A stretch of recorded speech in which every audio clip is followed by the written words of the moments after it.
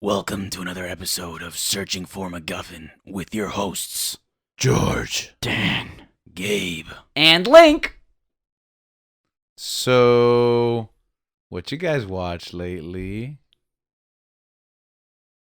I've been watching Curb Your Enthusiasm. No. Oscar What? movies. Okay. Dan? Nothing. Don't say Euphoria. No, actually, not Euphoria. This week's episode focuses on a very important film. One that snuck up on me. I don't know how you guys felt, but apparently everyone is talking about it. The Batman. Bum, bum, bum, bum, bum, bum, bum. I didn't get the memo on this one. Yeah. Because you're not in sync with the bats. That's not fair. The Bat Street Boys. Ah. There's so many puns, man. It's incredible. Okay, so I mentioned that this movie kind of snuck up on me. I was like, yeah, there's a new Batman movie, of course. A year has passed, so we have to make a new movie with Batman in it. What about you guys? Were you anticipating this? What were your expectations? I saw Fandom because they said they were going to drop the trailer. I think this was like August 2020. Mm-hmm. They dropped the because first they announced Pattinson as the new Batman. I'm like, for a split second, I'm like, but then I was like, you know what? I'm gonna give him a chance. I feel like they should know what they're gonna be doing, even though they haven't had a very good track record since the last one, in my opinion. But I was like, you know what? I have faith. And then they dropped the trailer, and I was like, yeah, I'm sold. Like, that's probably one of my most anticipated movies. Really? Yeah, They had me from the first that trailer. first as well. trailer, Yeah, like they sold me, man. I mean, I feel like the ceiling was already pretty low. I mean, yeah. It's not like anything you did that's better than Batman, Batflick as Batman. But you- the you ceiling did. was also really high because of the Nolan films. Yeah. So- Yeah, that but I series didn't think been I high. didn't. Yeah, but I don't think I we didn't ever So here's the imagined- good thing. It was I, awkward. all you had to do was beat whatever Snyder did, right? That's fair. And I didn't expect anything to ever beat the Nolan films. You know, So if you're in between, you're good. yeah, you know, I didn't feel I that way see. because I think I agree with what Danny said. It was like we already saw the high and the low, and I was like, I don't know now. Now I feel like they don't know which way to go. Like we're never gonna get to the heights of the Dark Knight again. So it's like, is it even worth? Like if the movie's okay, how many okay Batman movies am I gonna go watch? You know, where it's like, can they just make more amazing Spider-Man movie? You know what I mean? Like if the next series isn't great, you know, am I gonna keep being interested in these films? Mm-hmm. So that's where I was. Also, I lost like all interest in everything that I was waiting for before the pandemic. Because so much time passed that it was just like, yeah, I'll see it when I see it. Like, I wasn't super excited about this movie, which turned out great for me. We've been here before. Before we get into a very deep and heavy, spoiler-filled conversation about this movie, we have a long history of Batman in film. So I want to start off by asking you guys, before we get here, who is your Batman? Which cinematic actor defines Batman to you? And I guess I'll start. For me, it's the first Batman I ever saw, 1989, on my VHS tape, and then again in the theaters in 92. Batman Returns, Michael Keaton.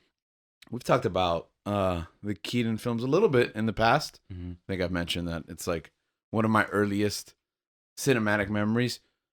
What was your experience with the Keaton films? Those were I think he was the third Batman I actually ended up seeing. Really? Yeah. I saw the other two, which I'll probably get into after, but The good ones. I think I just distinctly remember the villains from those movies. Mm-hmm. Jack Nicholson as the Joker. And then Penguin, Catwoman. I think those were really, I don't know, the images of those villains really stuck in my head, even though I had such iconic roles as Arnold Schwarzenegger as Mr. Freeze.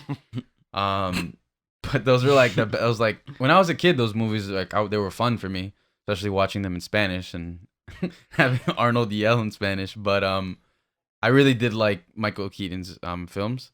But like those weren't like the ones I would rewatch every so often. I guess because the others were on cable on TV a lot more often, so Right. I'd watch those more. They're probably cheaper to license. Yeah.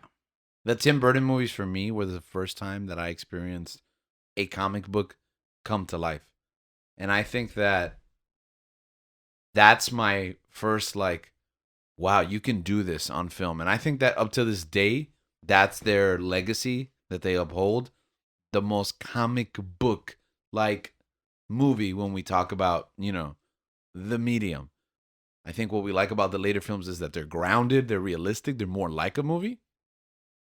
But to me, it was like, for a lot of people, they felt that way when Superman came out. Obviously, Superman's a 70s movie. I wasn't born. Yeah. At the time, I went back, and even I appreciate those movies even more as an adult now. Like the Richard Donner films, the Christopher Reeves, those first two ones. Wow, they're like great cinematic pieces. Superman come to life. To me, it was Batman. That was Batman. And I think that's what makes me connected to Batman, that I was like 4 or 5 years old the first time I saw Batman. And I was like, that's it. This is the coolest guy in the world. And he's going to be my main when it comes to these kinds of stories. Mm-hmm. So for me, that would always be Michael Keaton. For me, my Batman, since you guys know how much I love comedy, I think my favorite Batman is Will Arnett. I love Lego Batman. It's produced by my boys, Phil Lord and Chris Miller. I love everything they do. So They're from Miami, right? Phil Lord is from Miami. Oh. Chris Miller, I don't know where he's from. Not from Miami. But yeah, I just love those two movies. There's Miami, there's the rest of the world. Yeah, Probably from Fort exactly. That's Lauderdale or how it should something. be. But I honestly love Lego Batman. I think it's hilarious. The fact that you also get Michael Cera as Robin, and then you see that little Arrested Development connection there with Job and Mike and George Michael. I kind of love that a lot. So, and I think Michael Cera stole the movie for me, and I think Will Arnett is the perfect voice for Batman, like a modern perfect voice for Batman. And so I really enjoy Lego Batman. That is a hot take. It is. What is your favorite Batman? Lego Batman. I got it on the But first I like try. it. I do like it. Yeah, it's very Link, right? Exactly. Legos. That movie's so good. That movie is That really movie good. is good. That movie was a surprise to me because I think Lego, like Batman, was so good in the Lego movie. Yeah, I didn't expect it to be so yeah, and I was funny like, or good. the whole movie of it. Wasn't Sauron in that movie? Yeah. The mashup of that movie is what I think. What a crossover. Yeah. Yeah. So yeah, I think for me, it's got to be Christian Bale. With the raspy voice and all. No, but Batman Begins, Dark Knight Rises are such influential films in how I view movies and storytelling. And I mean, like you said, I think from a young age, the first ones I saw, I think, were the George Clooney ones. Mm-hmm. There was only one. No, the Joel Schumacher ones. Schumacher ones. The Kilmer and the Clooney. Yeah, you go. Okay. George Clooney, and then What about you, Link? What was your first one? My first movie in theaters was Bat Nipple. Whichever one that one is. I lose track It's of all Forever, right? That's and Robin. If it's Batman, Batman and Robin, yeah. it's Forever. If it's only Chris O'Donnell's Robin nipples. Nah, it was Bat Nipples. That's Yeah, all I know. So Batman And and I remember Robin. I had a toy. And it had Bat Nipples. And I would make him like pretend to be with the girls, and the girls would like touch his nipples. All right. You did this, Schumacher. You scarred Link forever. Oh, but yeah, Christian Bale. Even though when I saw Batman Begins, I could have swore that guy was Tom Cruise. But now Christian Bale's one of my favorite actors, and I think a huge part of that is those Batman films, which led me to go see his other work. Yeah, like lifelong Christian Bale fan now because of Batman. I feel the same way about Keaton. I followed his career as a kid. He's like, "That's Batman. I gotta go watch that movie." And Yeah. now he's Vulture. He lived long enough to become the villain. Now he's A rat with wings. A rat with wings. El Rata. All right, Dan. What? Whoa, we're not there yet. You are Personally, I think Ben Affleck. I have a Get out of here. strong Get out of here. connection, Get out of here. especially after the Snyder cut. Yeah, I Danny really felt- Danny also obviously has a affinity for comedy. No, Pattinson, What? the Twilight guy. Pattinson. That's crazy. Nah, No he's way. no longer the Twilight guy. guys. What? Come on. This is crazy. No way, That's but not yes, possible. Pattinson. How? Why? I don't know. We're about to talk For about. a really long time. I think he just, he just glows in the, he sprinkles. He sparkles. That he never sparkles in happened. the He day. shines. He Spoilers, shines in the guys. day. Oh, he does shine though. That is true. And at night, He's Oh, anemic. he sparkles in that movie in Twilight, doesn't he? yeah. He's anemic in Forgot this about movie. that. Okay.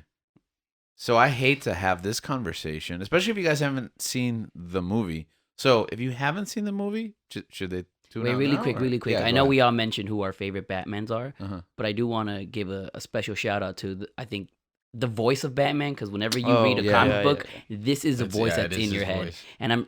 and that is Kevin Conroy That is from the fact. Batman animated series. And that's true, and he is a cinematic Batman because I thought maybe he's not in contention because no, he's in the video game. no he's a he's in the- cinematic Batman yeah, in the because Mask of the Phantasm. I went to go watch that in the theater. That's a That was a theatrical theatrical release. release. Ah, Yeah, so that's a movie Yeah. that came out in the theaters. I mean, yeah, like we Well, all Killing read, Joke too, we've all, right? we all grew up reading Batman comics. What was the voice in your head when you read it? it was his man. It was his voice. And who was the voice of Joker for Mark you? Hamill. Hamill. There you go. It's That's still it. Mark Hamill every time. So As epic as like the Heath Ledger performances, it's always I Mark can't Hamill. read the comics Yeah. and ledgers. it's such a specific take. Yeah. So that's why I think he's probably the best one. But Mm. Yeah, especially because the man has done it for years and Years, years yeah. throughout projects, the trilogy of But games. I think that solidifies it. It's the games, Oh, the games, the yeah. TV shows, Yeah. and the films. films, yeah. You did mention like the Killing Joke. It had a limited theatrical. That's like a fan event. But like Mask of the Phantasm had a full run in the theaters, not just one night or That two movie's nights. so good, man. Okay. But also, yeah, he's constantly coming back for these animated movies, even to this day. Like he's not done. No. Like Mask of the Phantasm is so Oh. good, not the Killing Yeah, I was Joke. really confused as to why you I was- said that. Oh, I was like, I what? got What? offended. how old is he now? Conroy? Yeah. That's a It's gotta good be question. What is he at? You are our chair Yeah, guy. usually You're the chair guy. Okay, well, yeah. today Yeah, I'm the not show. in a computer. I'm in the room. So I outsource today. Delegate. He's 66. There you go. That's you Google faster than me. He went to That's not Wikipedia. bad. He has a Wikipedia app. Oh, okay. I didn't even know they had an He app. beat the I middleman. I mean, I haven't had it for like 5 iPhone models ago. I had a Wikipedia app. So full disclosure, it's really late at night right now. This movie is a 3.5 hour experience in the theaters. So 3.5. Trailers and stuff. yeah, it's 3 hours, and well, 2 of the 3 times that we saw it didn't have trailers. We were privileged enough to go to the Fan Fest, and then the AMC Investor had Investor limited, right? It started about 15 minutes after Yeah. showtime, but it's about half an hour of trailers. So if you go to a normal screening, And we had Nicole Kidman. yeah, yeah, she takes Ah. like 8 minutes, I think. But she was in a Batman movie. That's true. Ah. So if you haven't seen this movie, stop the show right here and dedicate 3.5 hours of your life. If you're working, leave. Yeah. Quit. Just quit your Yeah. job. If you're I studying, mean, you I can would fail. Take a very long bathroom break. Just take your PTO. See, honestly, That That's or- I think probably it's better worth it. advice. That No, or no. you know Quit. what? Quit your job. You know what always helps for me, and they could never test you for this. Just say you have chronic diarrhea. Mm, That's it. No one's ever gonna check your stool. It's a foolproof. Amazon. If you work at Amazon. If you work at Amazon, I'm sorry. Don't lie to Amazon. Yeah. They know. They know. They're They listening know, to yeah, you they in do your know. house. So check out now because it's about to get real spoiler. I made this comment earlier. I wasn't sure that I could have this conversation with someone who hasn't seen the movie because you mentioned Pattinson, and that's like a crazy thing to even say. But like, I respect that. Right, guys? Like, Yeah. that makes sense. Yeah, I love millennial. Patents. I love About millennial Pattinson, Batman. Yeah. if I'm gonna be honest, Bale's my favorite, but I think Patents. he's the best Batman. Wow. He is. I don't know if I'm ready to commit to that just yet, but I can. I accept it. ascribe. You subscribe or I subscribe? subscribe I'm still or gonna go for ascribe. subscribe. So let's get this started, people.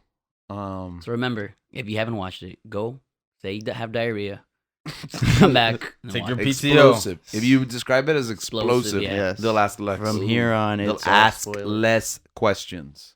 Oh, that is a tongue twist. So, Dan, the producer, has seen this once. Yes.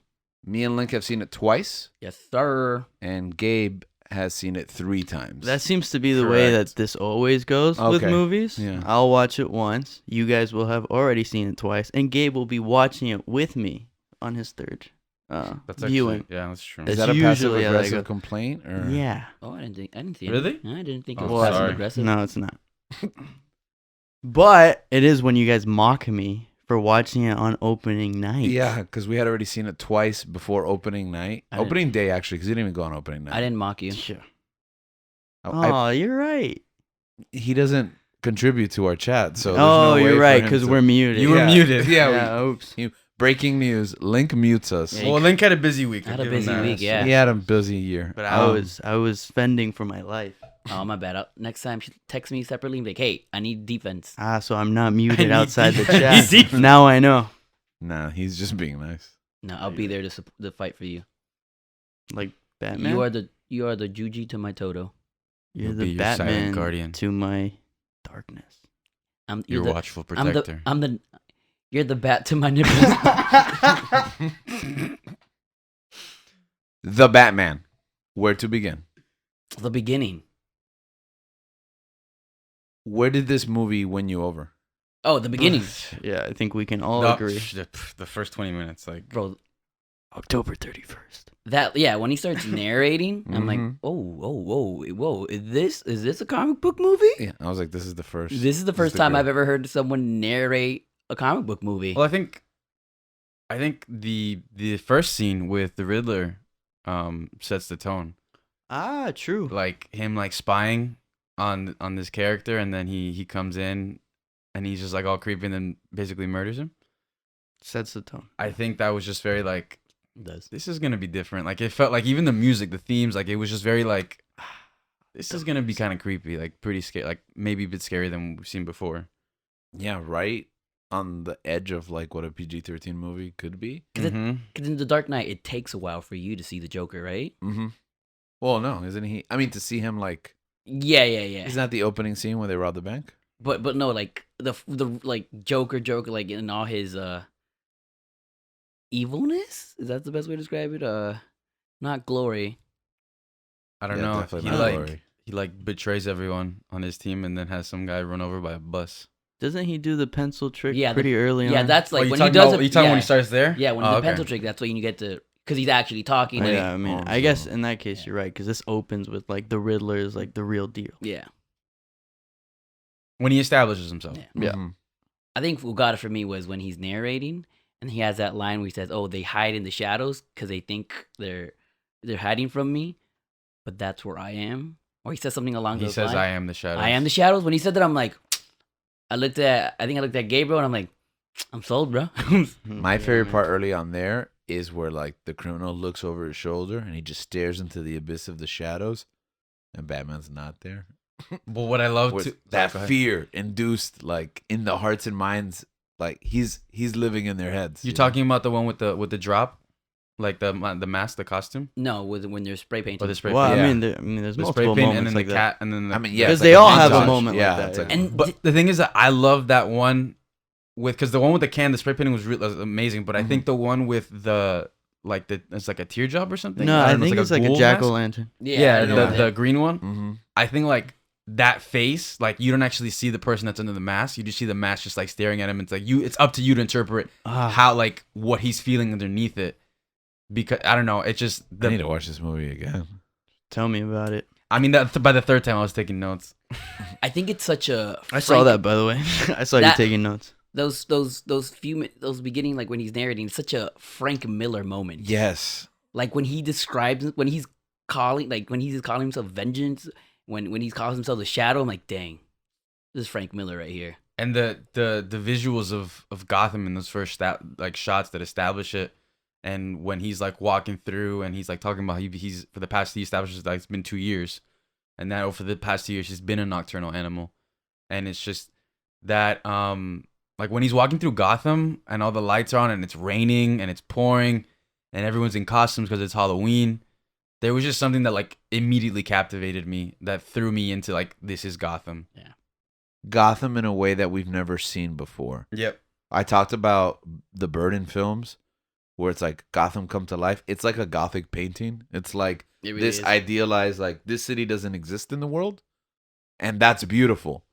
And then you go into like the Nolan movies. And I mean, I don't mean to like insult because I love the vision of those films, but it's like, it's basically Chicago. It is, yeah. It's kind of bright. It's kind of open wide. It's not really Gotham, you know? It's like a real world city. No, yeah. It's like you Yeah. can tell like Dark Knight Chicago and then Dark Knight Rises is New York. Yeah, clearly. It's like it's a metropolis, but it well, ironically, I guess it's a metropolis more than it is Gotham. It's a metropolitan city, but it's not claustrophobic and dark the way that this Gotham is. And it's funny because it doesn't take away from those Nolan movies. I love those movies. I will always love those movies. They will be benchmark films. But I realize now watching this movie, a lot of stuff takes place in broad daylight, Yeah. in Yeah. wide open spaces. Yeah. You know? And that's like kind of antithetical to what I expect from Batman. Batman, yeah. Like Nolan makes it work. But wow, what a difference it is. I messaged with a friend who told me this is the most comic accurate film they've ever seen. Yeah. And I'm like, that's true. Because like Burton feels like a comic. Nolan feels like a comic adapted to a real movie. world. Yeah. And then this is really I'm in the pages, like yeah. literally, like I could just picture that narration that he has as like a bubble. Like yeah, I see the caption Yeah. box Yeah, right man. over the head of the character in my mind, and I'm like you said, Link. You said Miller right in that opening narration, and I'm going the whole 3 hours like Miller, Snyder, even Azzarello, Loeb. Loeb is all over the narrative. Like I'm seeing the touches of like all the different writers of Batman Mhm. just coming to life in this like melting pot of beautiful dark nightness. Now, my first thought seeing Gotham was the games.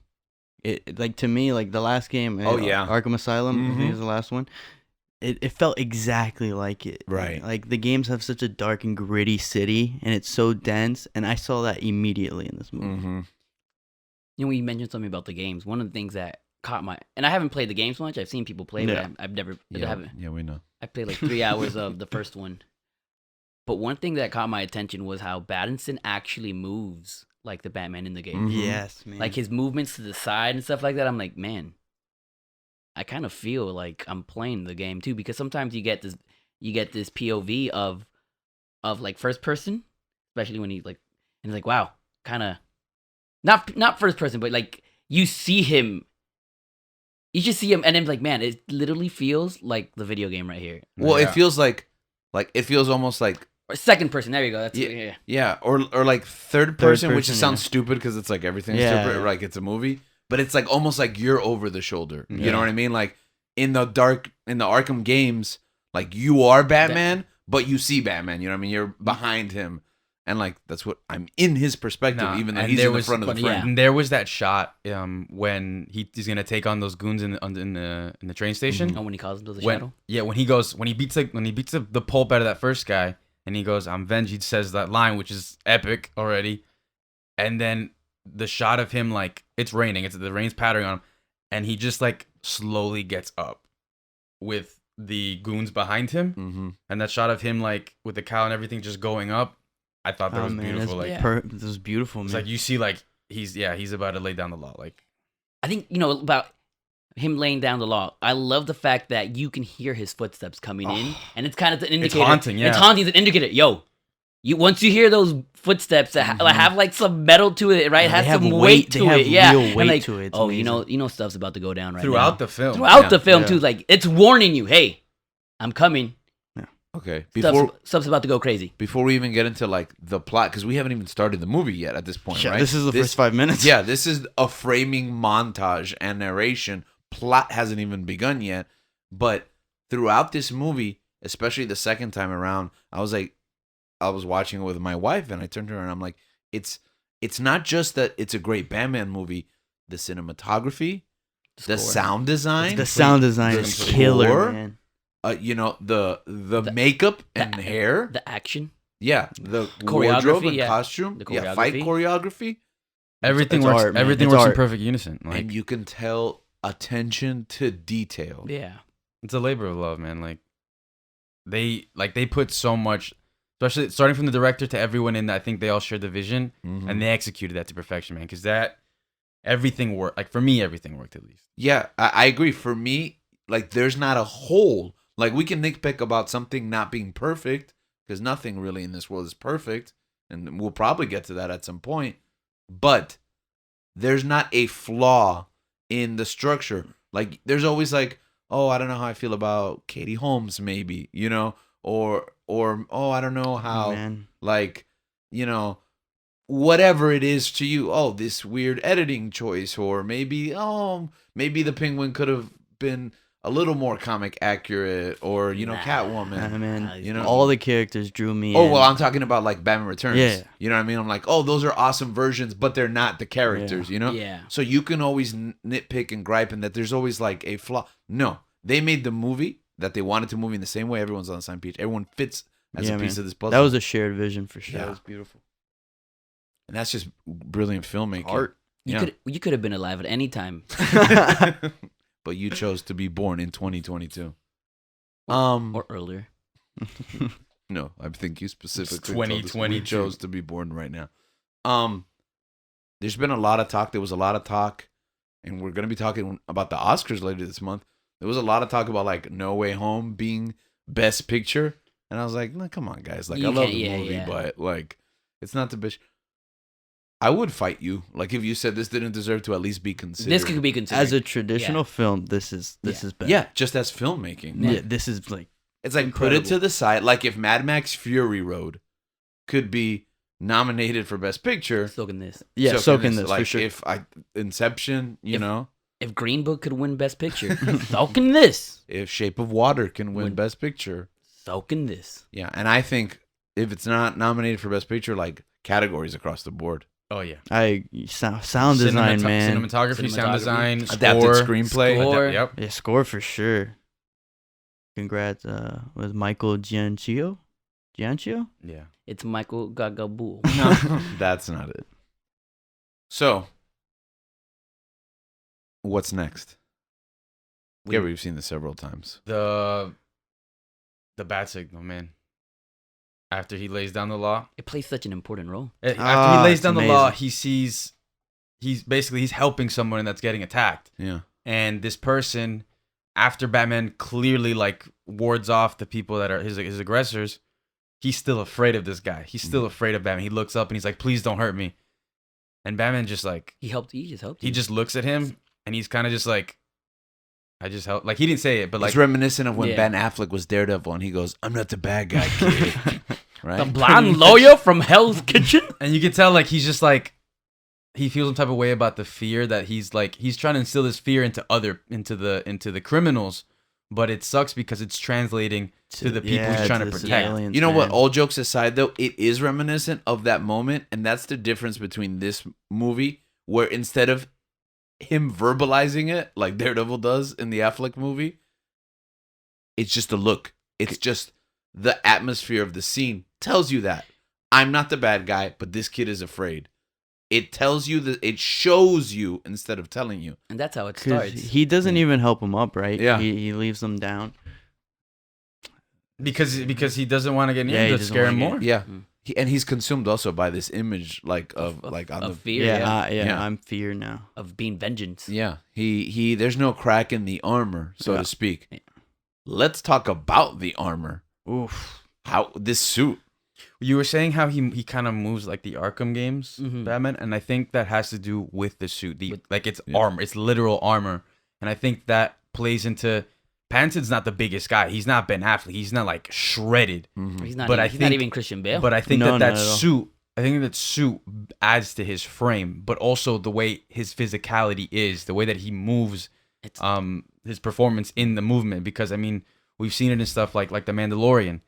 he doesn't have. He has a mask for most of like from what we've seen, Mhm. but it's like it has to translate to the physicality of the role, like the way that you move and how everything works. So I think, in a way, that like that's also a part of Pattinson's performance, which I think was a great step. You know, I was even kind of surprised by his build in the movie. Yeah.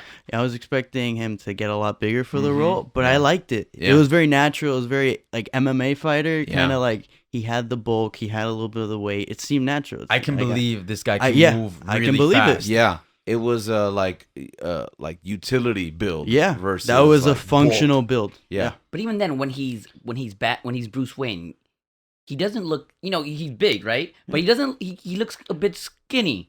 But when he has the suit on, it looks like he Yeah. has an armor. He looks a lot bigger when he has a suit on than when he's. I think it's perfect. So it's like, man, it goes to show you, like it like you said, it is armor, right? Mhm. Because in the Dark Knight we have Batman does have like those patch like areas Yeah. where you're able to stab him because there's no armor there. Mhm. Here, this guy's getting shot at all the time. Yeah, with Yeah. a machine. with the gun. machine guns, normal guns, shotguns, and it doesn't kill him because Yeah. he's literally armored everywhere. And that's a big thing because I feel like if he did get too big, he would look bulky. He would look bulky. He Yeah. would look way too Yeah. bulky. It would be like I was Ben like- Affleck. Yeah, I where was he gonna- looked I way was too just gonna chunky. say it. I don't mean to, No, you do. Don't lie. okay. But it's like Affleck's Batman looks like he can't take a sticker off of his back. Yeah, he's 'cause too his arm bulky. It can't looks like wrap he can't. around, Yeah, like- he can't. He looks great. I mean, don't get me wrong, impressive. Yeah. Especially at that take. Not, you know what? I'll give him props because he's playing like the Dark Knight Returns age Batman, so he's supposed to be like Bigger, this yeah, monster yeah. because he's not gonna move as fast as he is, so he's got to be brute strength. So I guess it does make sense for that adaptation. But this is year 3, Two, the three. the end of 2. We're already past 2. Mm. And this is the beginning of his 3rd year. It's been 2 years, and it kind of reminds me of the Batman Year 1 film, like animated film adaptation.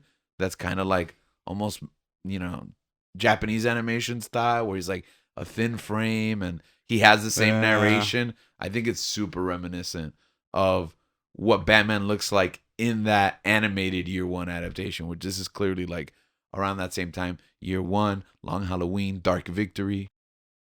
And it's cool because you mentioned that, and Zoe Kravitz as Catwoman is that Catwoman from Year 1. Yeah, absolutely. That's her. Like, and we have Anne Hathaway playing Catwoman. Mm-hmm. But I could personally never put her, like, I can't compare her to a Catwoman in the comics. Yeah. With Zoe Kravitz, I'm like, oh yeah, definitely. That's Year 1 Catwoman. Yeah, I think because with Dark Knight Rises, and I love that movie. I think we all agree, right? It's not as great as The Dark Knight, but it's good. No, the other two are better films. Yeah. I mean that just has like a special place in my heart. I think that the realistic grounded world of the Dark Knight trilogy, I think including Catwoman and Bane and No Man's Land, is just like a step too far. Yeah. Like it's outside of like, it ungrounds it a Yeah, little bit, you know? So they did good in like adapting that to ground it, but I'm not really sure the Yeah. Catwoman. If anything, this is more. This is more of Catwoman. Yeah, I think she might be the best Catwoman besides Halle Berry. What, you said that with a straight face, so now I'm worried. Deadpan Deadpan.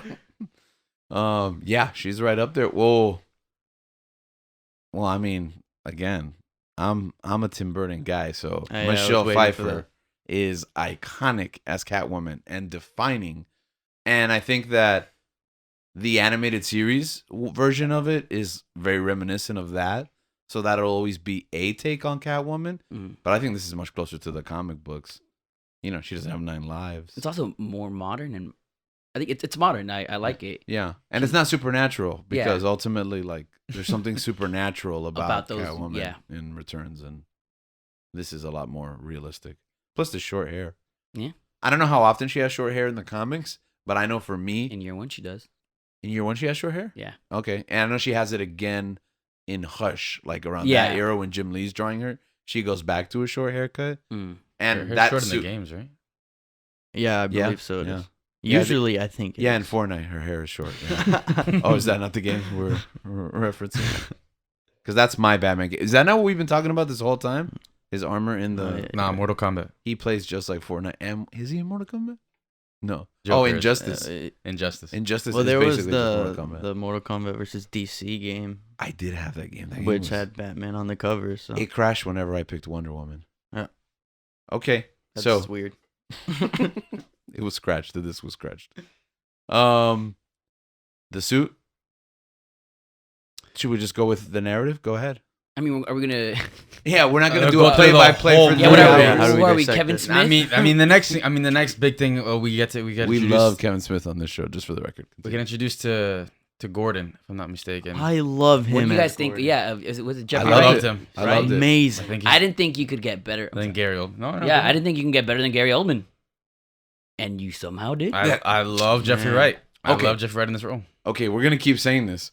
Pattinson is the best Batman. He's the best Gordon. She's the best Selena Kyle. She's the best thing. I think what it is that the vision of this film is so unified that like everything is the best everything. Yeah. You know? So it's like it's crazy because Gary Oldman's great and an amazing actor and he's a great Gordon. But this Gordon fits in this movie so well that it's like Yeah. Just everything the is way the he best. interacts with Batman, Yeah. the way he interacts with other police, the way it's just amazing. Yeah, I think that I loved the way that they used the bat signal.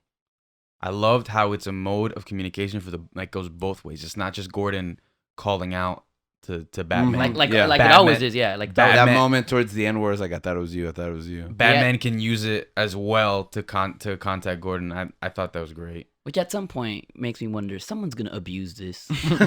And they do. Yeah, Well, I do mean, it. well, I mean, only Catwoman has access to that rooftop. Like, you know, not everybody can get that high up. With that being said, having the bat signal established already, and Batman like has a reputation already, skipping past the origin but still being deeply entrenched in that beginning. stage of the development. What a perfect Yeah. It's so smart, man. Yeah. We don't need to see them die again, Mm-hmm. but And we never do. yeah, we we never never do. we never do. But And it that- adds that- so much. That happened in like Batman versus Superman or Snyder Cut. Which one? Batman versus Superman. Yeah. We're like, again, we're seeing another flashback, No, it's there. It's in the articles. We know Yeah. the story. You're referencing it, but you're not telling it to us again. We don't need to see him become Batman. We already had that origin story. And even then, that plays into the plot. Yeah. With the Riddler and Mhm. everything that goes on. It's So- so well thought out, man, from beginning to end. Yeah, because it's hard to punch holes in the movie. It's hard. Like, we can nitpick, but it's going to be such nitpicking. Like, it's going to be really looking for flaws that, like, from a filmmaking perspective, they're almost irrelevant. Like, it's, Because I think it comes down to opinion at that point. There's, yeah, like, exactly. Personal taste, Yeah. personal choice. One of the things I love about it, and I guess it's because we recently watched The Godfather, so I've always loved mafia. Mhm. And one of my favorite parts of Batman is the mafia villains they have, right? Who we really don't get to see much of Mhm. in other Batman movies, right? Like the villains tend to be his Bane rogue gallery, right? Right. Joker, Riddler. Well, he isn't this one, but you get me. Mr. Freeze. But here, the mafia, Carmine, Falcone, he is like there throughout the whole movie. Yeah, yeah. And he pretty much is like you can't. He's part of the plot. He's a big part of the plot, and I Yeah. love that we get to see a grounded Batman, but at the same time it explodes into something bigger. Yeah. But I just love the fact that we had the mafia there. Yeah, and then the Nolan movies did this too. Like Falcone, main villain in Batman Begins. Maroney, main villain in The Dark Knight. We lose that element in The Dark Knight Rises, which is Yeah. another aspect I of didn't how it's realize like dissident. Like there is always that crime world. Like, and we have those moments when he's interfacing. For example, in this movie, he walks into the club and beats up everybody, and I'm like, The Dark Knight. Like, Yeah, very Yeah. reminiscent of that. I was like, I've seen it, but also like you're telling a Batman story. Yeah. He's got to go. Yeah. You know, the Iceberg Lounge. That was funny because at first I was like, the Iceberg Lounge is like a rave now. I don't know how I feel about that. But then you have the club under Within the club, and it's like, oh, it's a traditional like Iceberg Lounge. It's like a jazz club. Yeah. You know, I like that too. I really like John Turturro. John Turturro. I didn't know he was in the Turturro? film. You didn't recognize him? No, I didn't know he was in it going Before into going the into movie. it. Oh, okay. Yeah, me neither. Yeah, that was a surprise to me. I didn't even know Falcone was in the I film. love. Yeah, I didn't think. I didn't know that. I Either. didn't think. But they use him well. Yeah. I just love how like everything kind of plays it. Like Gotham is kind of like the victim, but also the villain. The parts of like the criminal underground, just like because you have Falcone, you have the mob, you have Penguin, and all this stuff doing like their crimes and their criminal activity, but then you also have this serial killer murdering people viciously and then leaving clues. Yeah. For Batman. Such a detective thing. And it's like that's one of the huge things. Is like we get to see Batman enter the crime scene, and before he gets into it, you see like the shot. It's from the perspective of Batman, and you see everyone just like staring at him. Everyone's eyes grow big, and everyone's just like, "What's happening?" And you can tell like this guy's not wanted. This guy's still an outcast. He's a freak, and everyone's like, "What's wrong with this?" Like he's a vigilante. What's he doing here? Like we're the cops. Why is he coming into this crime scene? Which is how exactly the guy, the Asian guy, felt after he saved him. Like, Yeah. whoa, we don't like this guy. Why? I'm scared of him. Yeah. He just saved me, but I'm scared of him. That's how the cops are too. Like, he's a vigilante, but we don't like him. Mm-hmm. That scene blew my mind because right away it establishes like he's out in the open, he's real, the cops are aware of him. Yeah, he's not like a mystery. He's not a Yeah. legend. Yeah, And he's I not a was like, legend. oh, okay, so we're like already like unmasking that in a sense. Like we're tearing that away. Like forget any preconceived notions of like, oh, is he real? Is he not? He's real. No, yeah, and I think that for me, like, even though in that train station scene where like the goons, like they hear the haunting footsteps, they're like, oh my gosh, what's happening? And then he comes out, and they're like, they all start laughing. They're all just like, oh, it's just a guy in a suit, bro. Like, who are you supposed to be? It is Halloween. And then yeah, exactly. Like they're not sure, but then it's like, And they're nah, just like freaks too. You know, now you know who I am. Mm-hmm. After he takes them all on, and I just love that perspective, like the fact that he's helping the police, but they don't really want it, except like Gordon. Gordon's the one that pulls for him, and I think that plays into the dynamic in the relationship of Batman and Gordon, which is like a buddy cop detective noir. Like, oh yeah, and we get those moments. I loved that the aspect of conversation film. in the holding cell. And I love that Gordon says like, "Oh, the only person I trust is you." Like Very year one. Yeah. which is amazing. And like the faith that Yeah. Gordon Yeah. has, almost blind faith, Yeah, because they address it at some point in the movie where he's like, I don't even know who you are, but he just believes in the symbol of what Batman is, and he hasn't let him down yet, And I mean, that's what I think that's what Batman gravitates towards Jim, is because Batman's trying to be this symbol, like obviously to instill fear in people and to dissuade them from doing that stuff. But I think like Jim is the only one that sees him for what he kind of wants to be seen as. Like, I'm just trying to help. Mm-hmm. I'm just trying to do it. Like, just trying to make the city better. And he believes in that vision so well of transparency, because there's that scene where he thinks, oh, dang, the gig is up. They know who I am.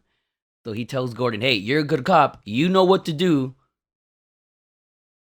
Thinking, oh, everyone knows, this guy knows who I am. He's going to tell everyone who my secret identity is. But Jim, hey, I know you're not a corrupt. Once you find the truth, you know what to do.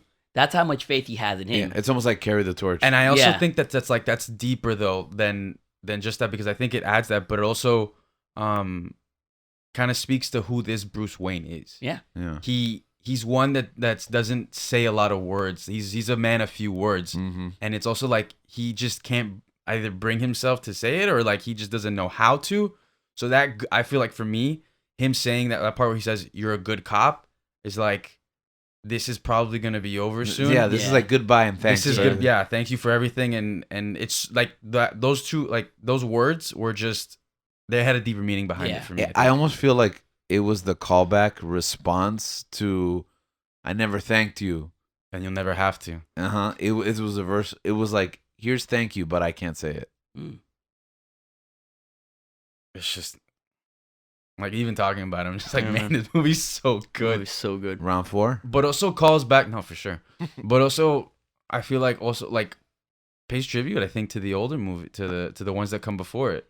And I don't think it even like directly pays tribute to this. I think it just understands Batman Yeah. in the same way that Like those those movies films do, that there has to be an overlap. Yeah. When you adapt this character perfectly, you're going to run through those high points of the character. You can't be worried about like, is this going to be too reminiscent? Is this an homage? No, it just is Batman. Like, it is Batman in the way that Batman has been Batman on film before, but in a completely different context. And I think that this film really truly elevates the character. Yeah.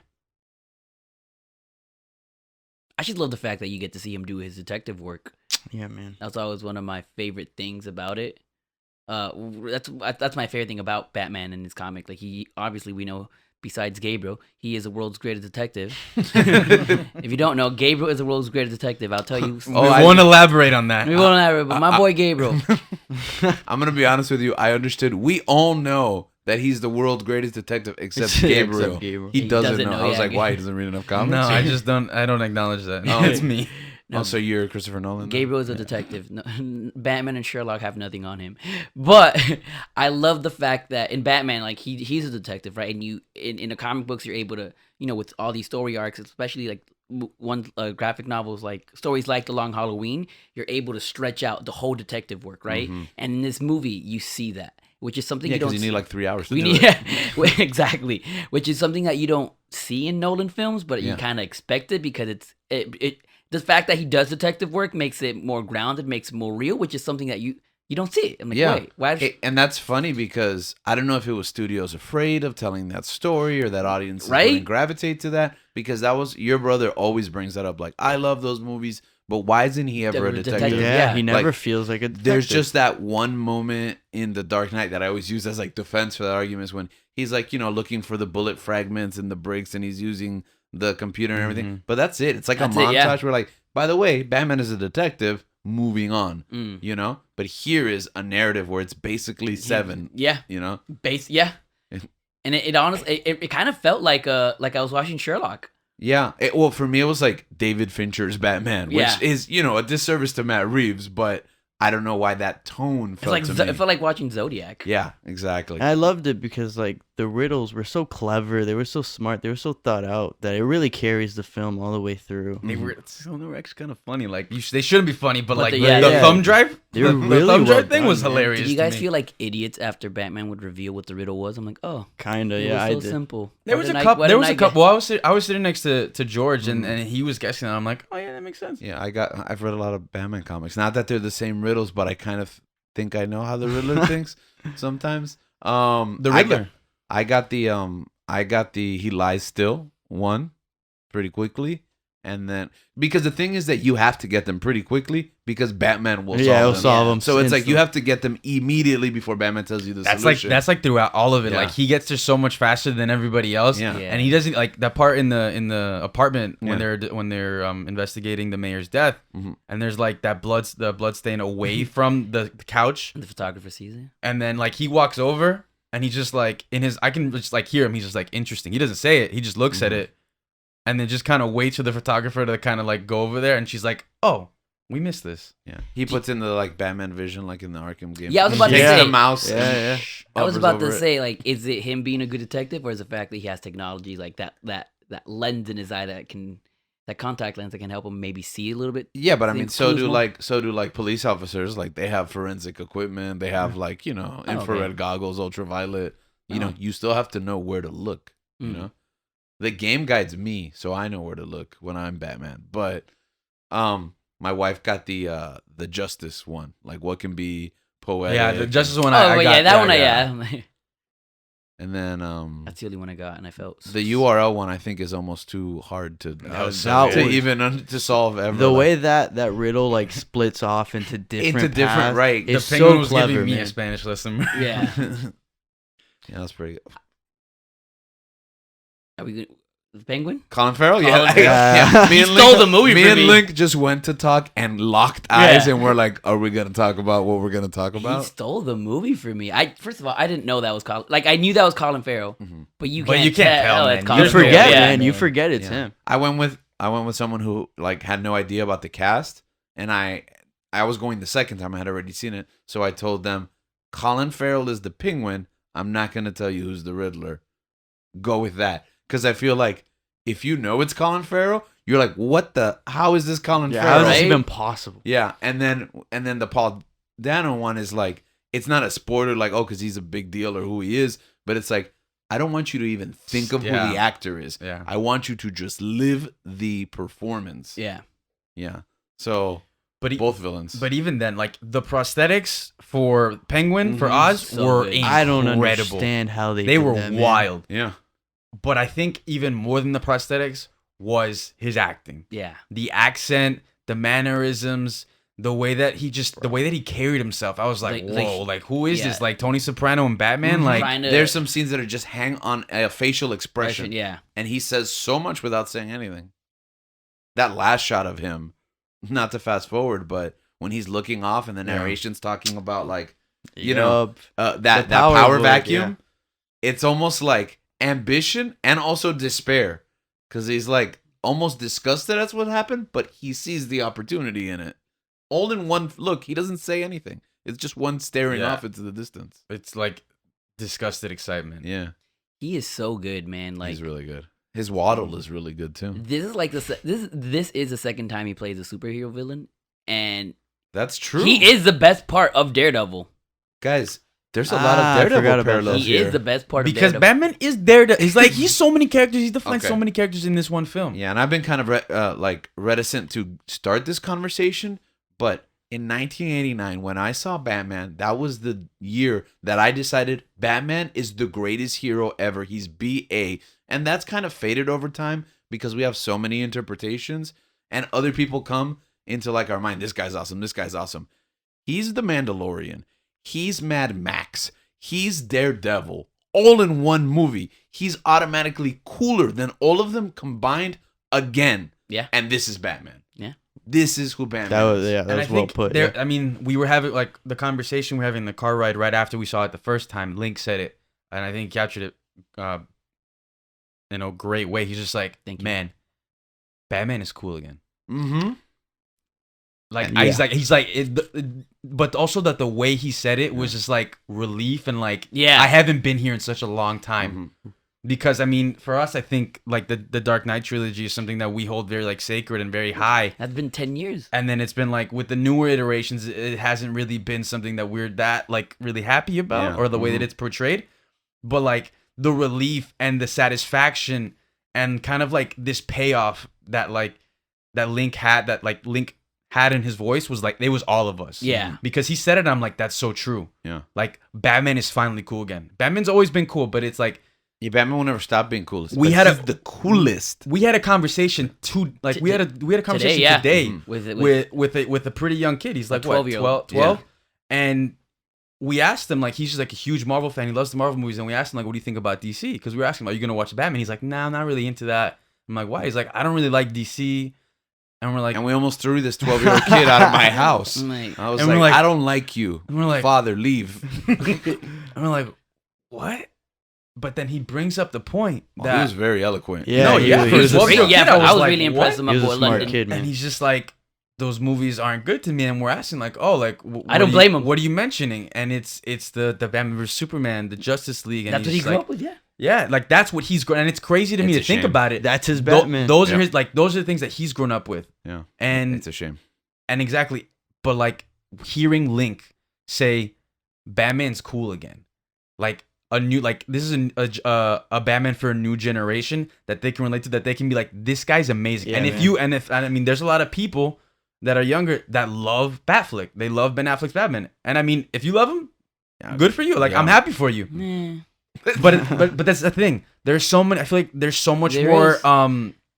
There kind is. of controversy and kind of like confliction with people about Batflick.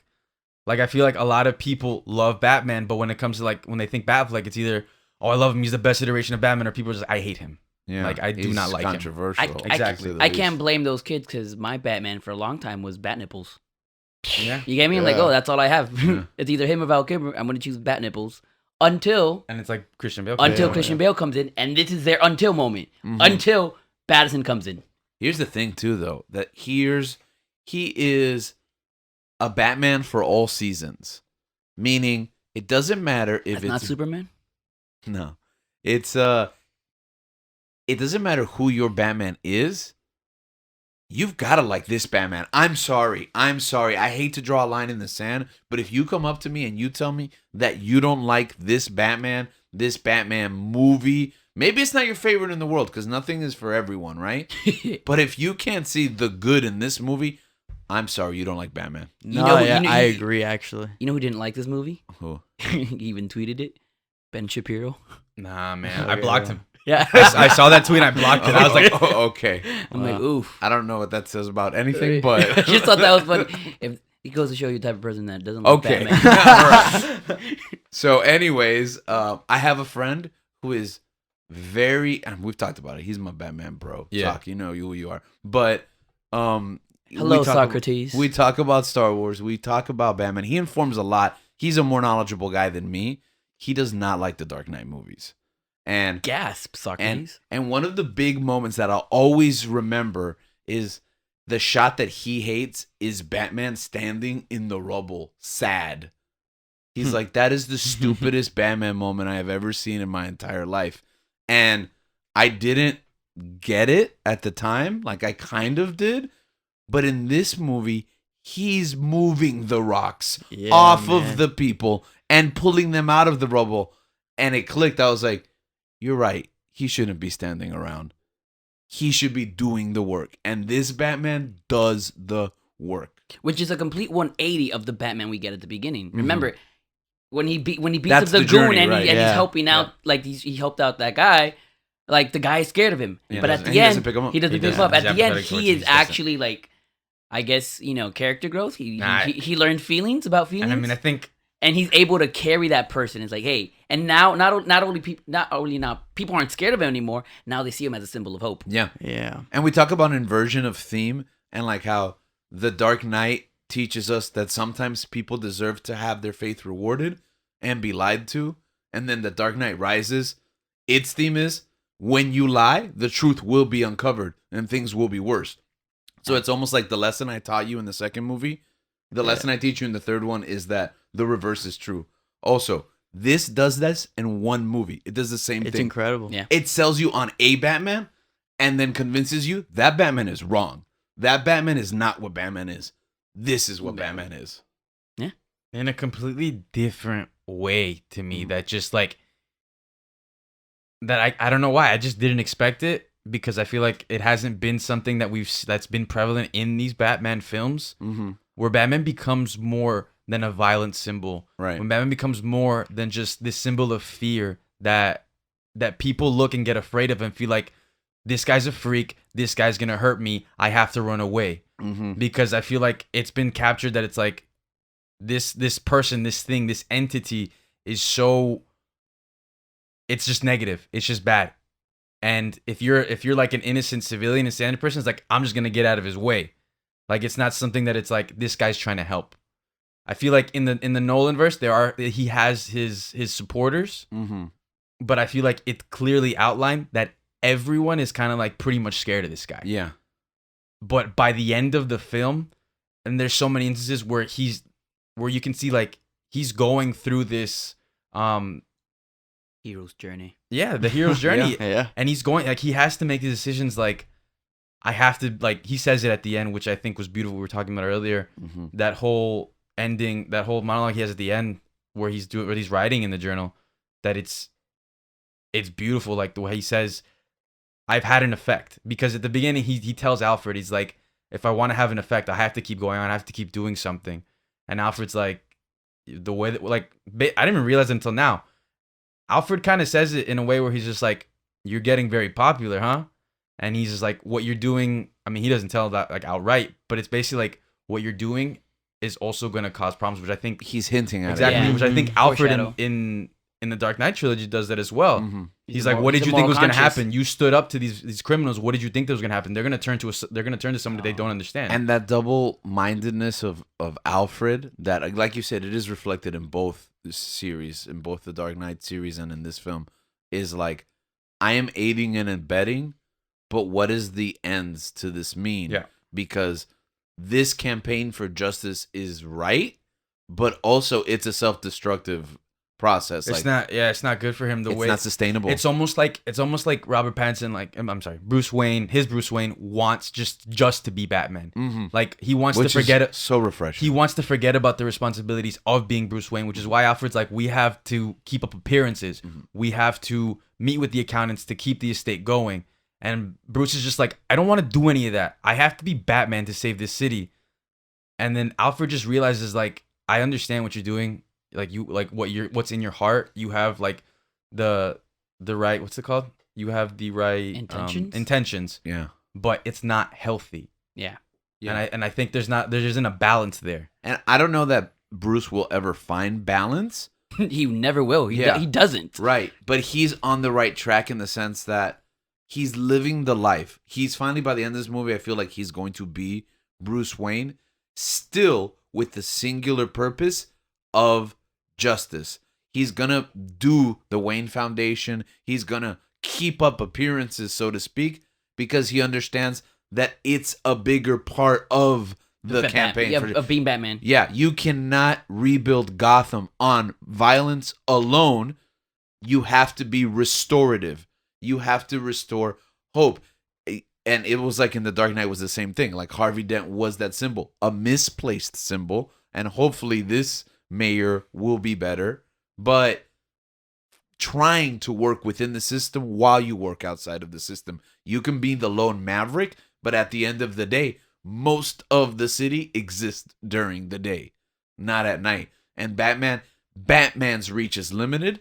Bruce Wayne could reach those parts of Gotham that Batman cannot touch. Yeah. And I mean, she said, I think the mayor says that when she sees him in one of the scenes in the funeral scene, she's like, your parents were big philanthropists. They did a lot for this city, but as far as I can tell, you're not doing anything. Yeah. Is it weird that the mayor annoyed me though? Because she was like, "When I'm elected mayor, I'm gonna make you do something. I'm gonna put you to work." Yeah. Then I'm not voting for you. Then I don't want to work.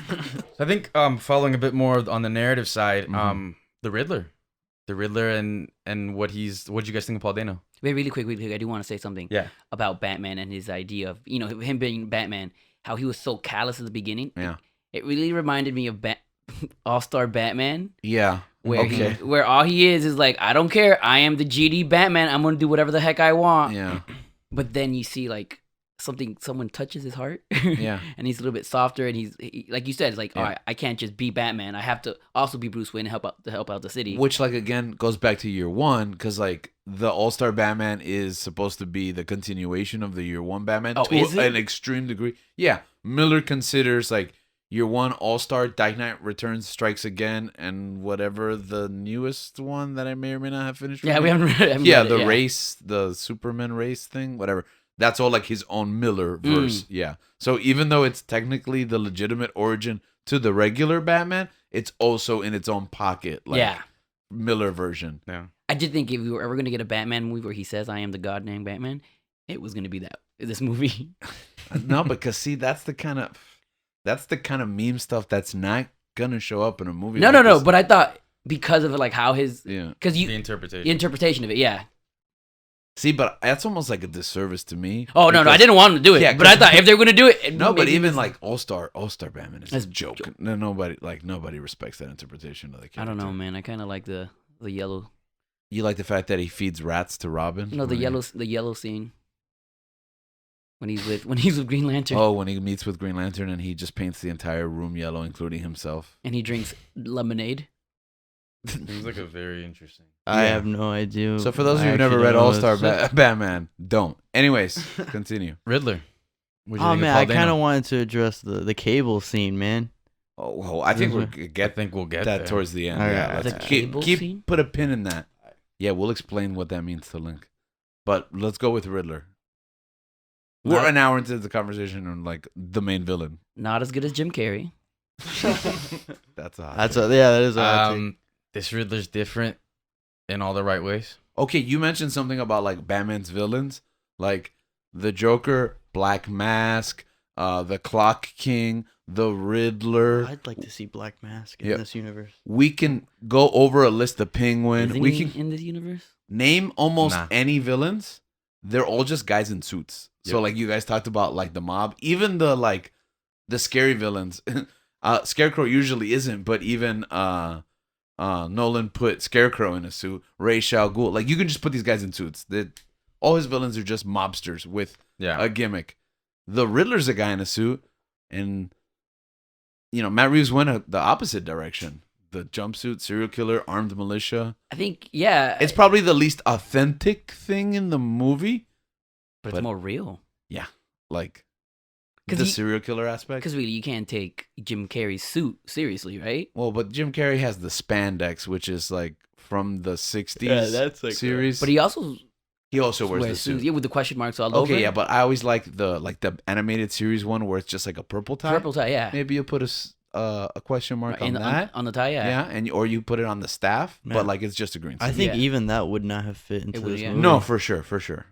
The movie's too dark. Paul Dano's performance, man. That was beautiful. It's fantastic. From Incredible. the beginning, his breathing, the creepiness, I was just like, this is so strange. This is so intimidating. Do you ever think it goes too over the top? Nah, man. A little over What, the line? like he yells? Yeah. I know he yells like in specific words. Yeah, I think there's gonna it's probably like a condition or something that I probably I think have to he's look sick. up more. I think he's mentally ill. Yeah. But I think there is something like a mental illness that like maybe has to do with something. I mean, I'm not sure, so I'm not going to speak on it. Maybe I'll do my own research into that. But I think there is something behind that maybe Paul Dano was researching for, like, maybe to get into the headspace or that role as to why he made that creative choice. But I think there is something behind it.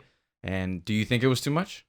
Like the yelling and the I think it following works in the through with movie, man. Yeah, I think, yeah. I don't know how I feel about it in the second viewing, a few points, but I think it makes me uncomfortable in perhaps a way I'm supposed to be uncomfortable. Yeah, I think that's what it's for. I feel like there's at some point where the movie convinces me I don't like this guy, and that is the goal of the character.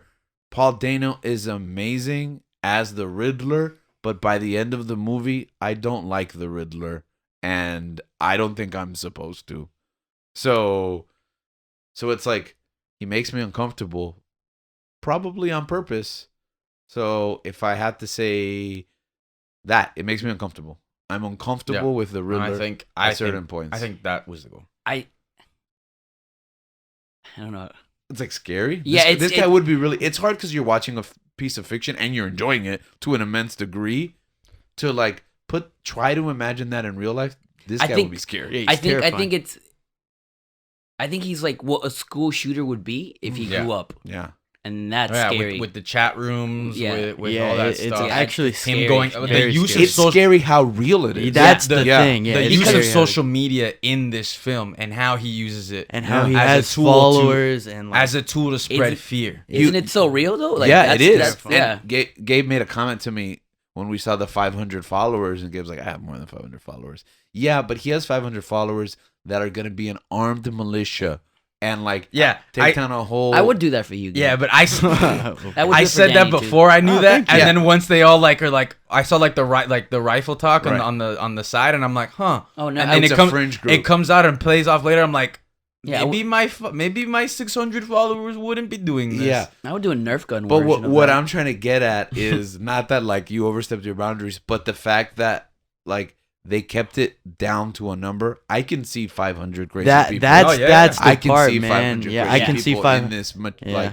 in this area. tens of thousands city. You know what I mean? Yeah. And the fact that they're placed from like before we even know about them Mm-hmm. in the funeral scene outside, it's like you don't really notice It's it. almost like they're the real bad guy in the sense of the physical threat to the city Because he's not a physical threat. yeah, himself. he's not a He physical says it. threat. And at the end, and before we get there, I didn't even know there was a physical threat. I didn't imagine there being like a final battle yeah. in the film. The other thing about the Riddler is his costume is so grounded and down to earth that I wasn't sure that I liked it going into the media. I was open-minded. I was like, oh, we'll see what the take is.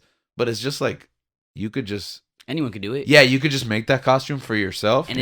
And it plays into that final act. And it's very uncomfortable. Yeah. If I see someone like dressed as a Riddler for Halloween, Because when the Joker came out, when Heath Ledger's Joker came out, everyone was even in that they had that bit in the office where everyone was dressed like the Joker. Right. I feel if I see someone like that, I would feel uncomfortable because you can't I'm see worried their about face. you. You can't see their face at all, so you really don't know their intention. That's more unnerving that's than more- Heath's Joker because of how real it is. And it's not cool, too. It's not It's cool. not It's cool. scary. Like, It's if you come terrifying. here dressed like that, I'm not going to be like, oh, that's awesome from the Batman. I'm No, going to be like, no. You what do take that off, please. Yeah. School shooter vibes. Yeah. Well, Paul Dano's Riddler is literally school shooter Yeah. vibes. Like, He did so good, man. Just seeing him how he and like grown. those He parts where he convinced was me, just man. the parts where he was just like acting like he's all normal and like smiling. And Hey guys. hey everyone, thanks for all your help on detonators. Another point that we'll come back to the Riddler in a second and how he interacts, but his relationship with Batman. yeah, one of the things Amazing. that absolutely like made my jaw drop is the car chase sequence. Yeah. Oh, that's a high point. That's when I was like, this movie's amazing. The music, everything, the cinema, the shots they chose.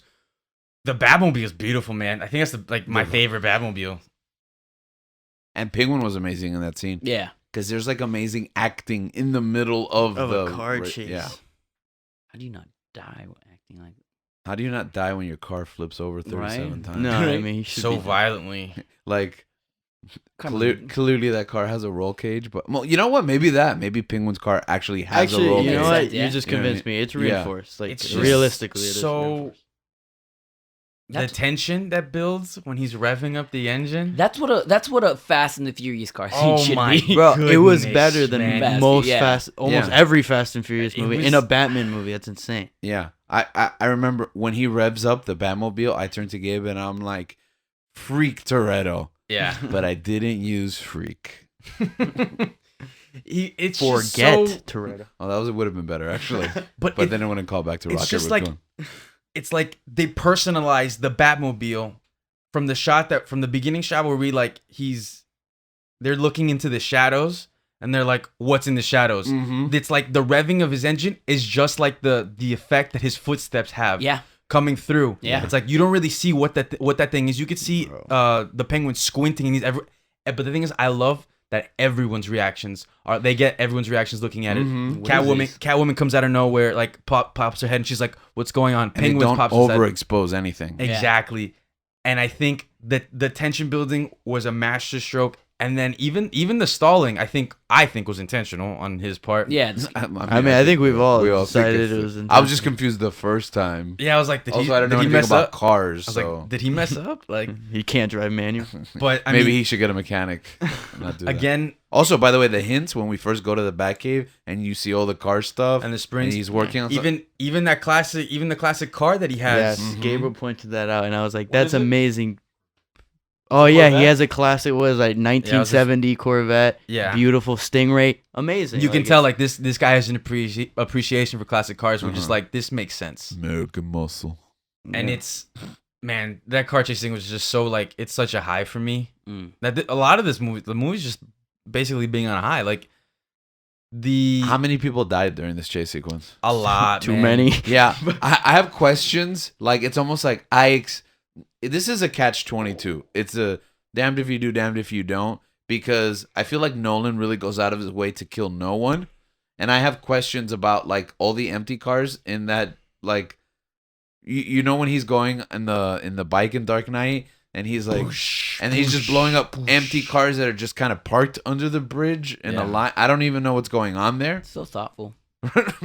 But then here, clearly everyone is dead. And I also don't know how I feel about that, but I guess it's more realistic at least. It's better than him shooting at people. Yeah, there's collateral damage like up the wazoo in this chase sequence. Yeah, I think this is the only time really that Yeah. Batman creates the collateral damage. Yeah. I mean, you could argue that Penguin creates I'm the pretty collateral sure damage. Penguin Oh, does I it. mean that's Yeah. true actually. Yeah, it's not Yeah. really Batman. But it's almost like if Batman stops chasing him, he gets away, but like a lot of people get to live. So he's still learning, I guess. Year 2. Yeah. But he does go out of his way where he's like no guns, and he's so Batman in this movie. Like, yeah. The bad Because the complete cycle. opposite of Batflick Yeah. with the gun. It kind of felt like Yes, guns. It kind of felt like vengeance. it kind of felt like, hey, is this like making fun of the other guy when he says no guns? That's what I thought. No, I mean, how could being true to the character somehow be making fun of another interpretation? That says a lot. The about problem Batflick. is with that other interpretation. Yeah, exactly. And it's like, forget about how you feel about this particular individual. I'm not saying anything about it, but like you've heard Batflick be compared to like basically Bat Trump, where he's like, say what you believe, act on it, violence, and like Insurrection Bat. Yeah, this is the opposite of that. In fact, that's the theme of this movie. It's like this means has these ends. Like, what is it? The violent means have violent ends, Yeah. right? That's These like the violent theme delights, here. yeah. And I think there's a place for like punitive punishment, and putting down the bad guys. But and I think I said this earlier, it must be restorative as well. You see, this is the thing. Like Batman, Batman is gospel. there is a line.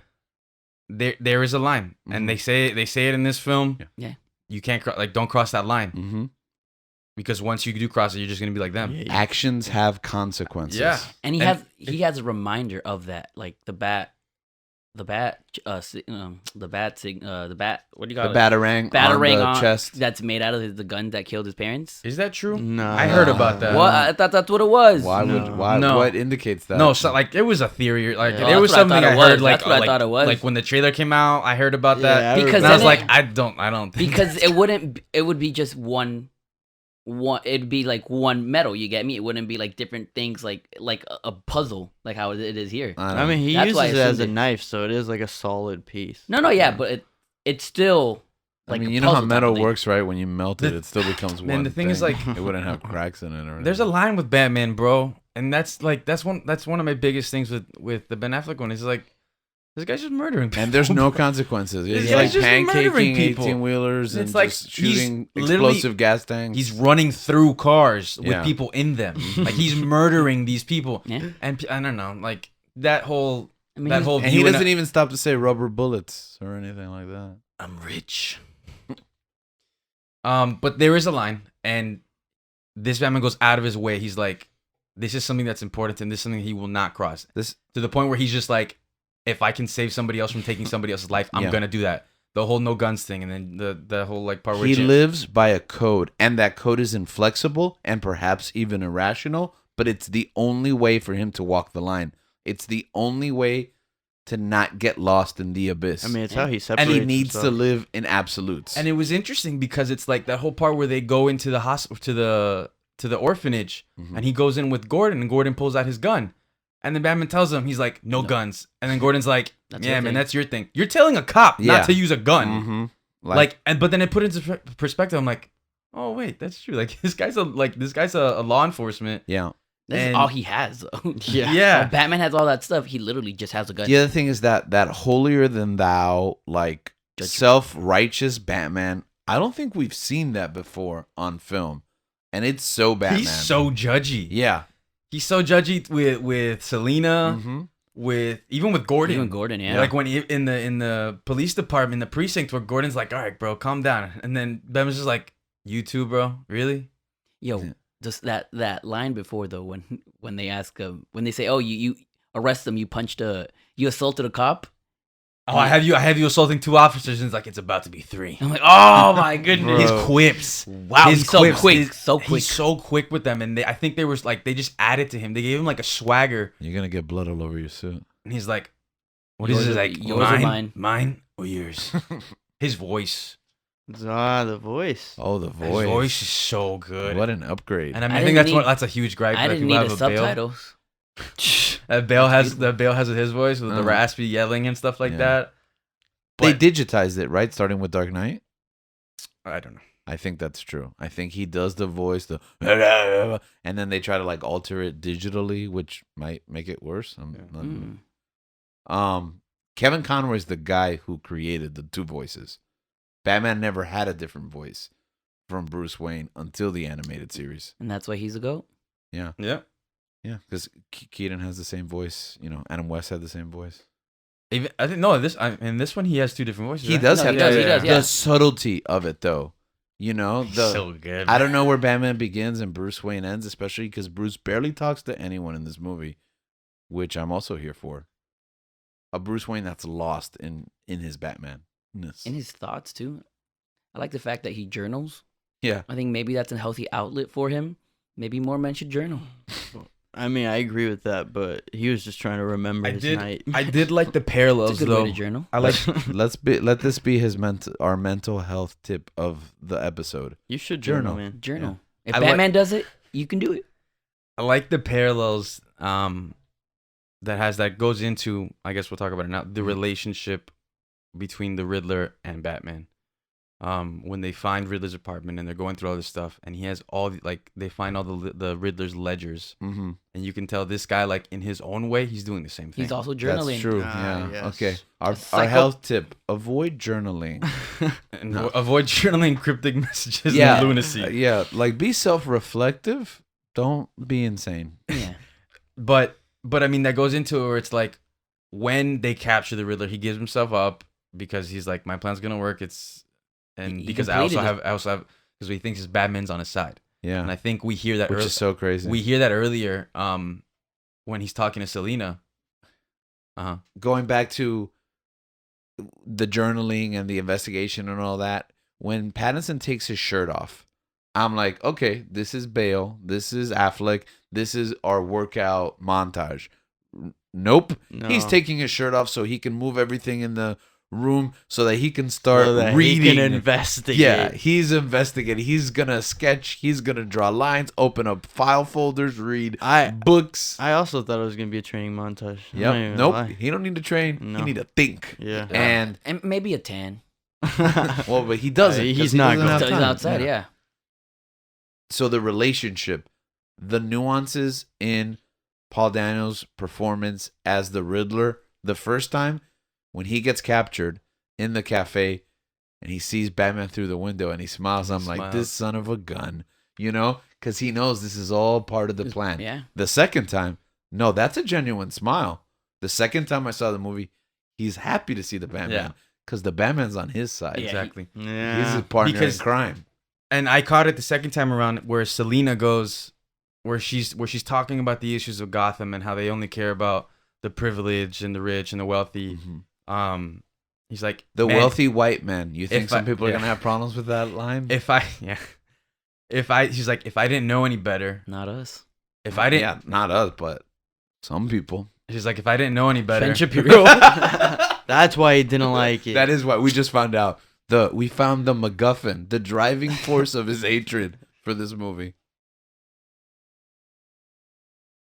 done. Yeah, I'm sorry. No, it's okay. I'm not wrapping up the episode. Selena goes like, if I didn't know any better, I'd say you'd help him, or you Mhm. would work with him. Yeah. And I catch it the second time. I'm like, huh, that does make sense because it's like going into that whole conversation with Riddler. He's like, you're on my team, brother. You've done everything. You've helped me out. You've been the physical force that I've needed to get to this point. And you find out it's just like Batman's like, what? That fake out about like Riddler, that was like a great fake out, and man. Bruce Wayne. I was like, are they really doing this? And What is this, Spider-Man? listen, and I'm in tension with Batman from a narrative perspective. Like, oh man, he knows. But I'm also in the meta of it as a viewer of a film. I'm like, this could go bad. Like, if Riddler knows, it could be a bad ending to this movie. Which would Or- be something we've never seen before. Yeah.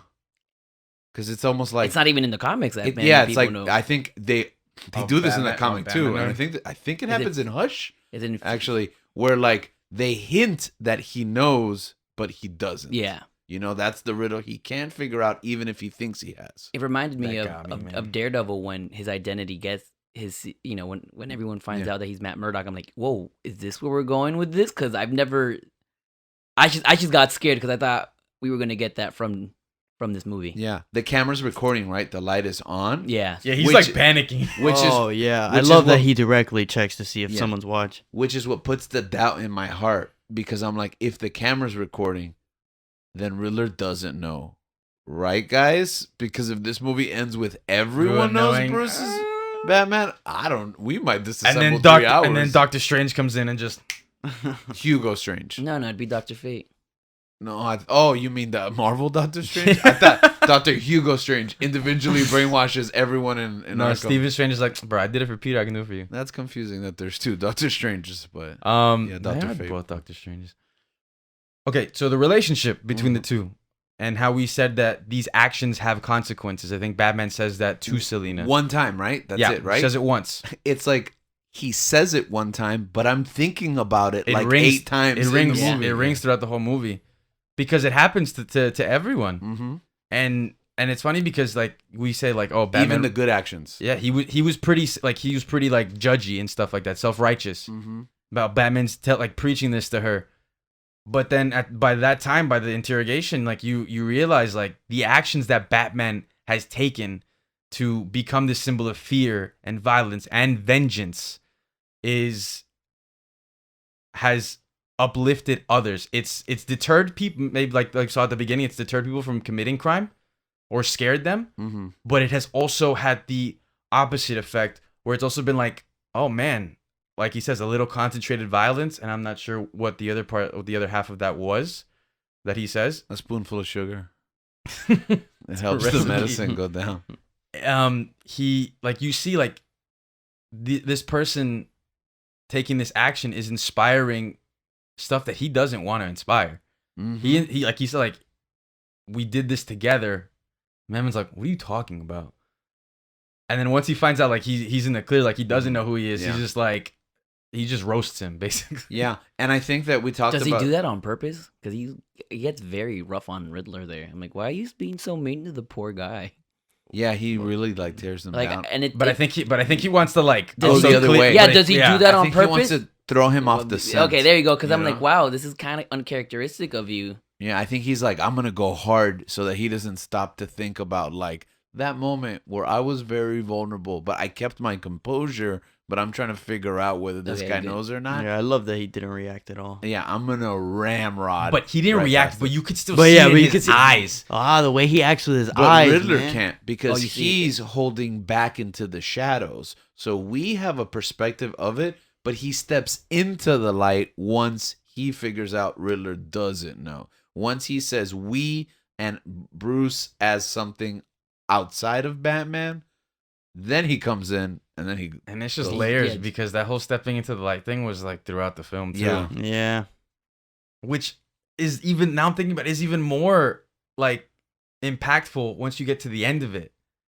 When he comes out and he's like, Batman's usually only out at night. When he comes out and he like becomes that symbol of He's hope, helping people out. he's in the helping day. people when the sun is rising. Yeah. Mhm. He's not having to wait till nighttime to come out anymore. Like Yeah. he can be out in broad daylight, and I think that can play into what you wanted to say about your rope. The cable. Yeah. The dreaded, awkward cable scene.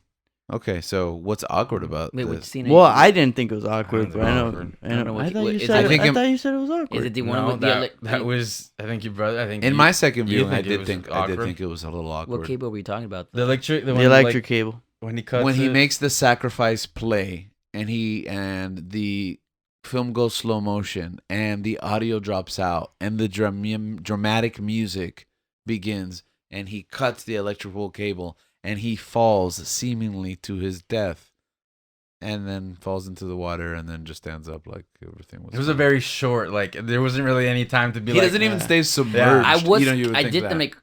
I didn't think he was gonna die for a second, because when he's talking to Alfred in the hospital, he's like, "I'm prepared to die. Like, Yeah. I'm ready to die for this." So I'm like, then they do this, and I was like, They "Oh, framed they it like they that. framed it like that. He's falling." I'm thinking, okay, electricity plus water. That's not good. That's what Pokemon's taught me. He's gonna die, and then I'm thinking, as that scene is happening, I'm thinking, is he gonna die?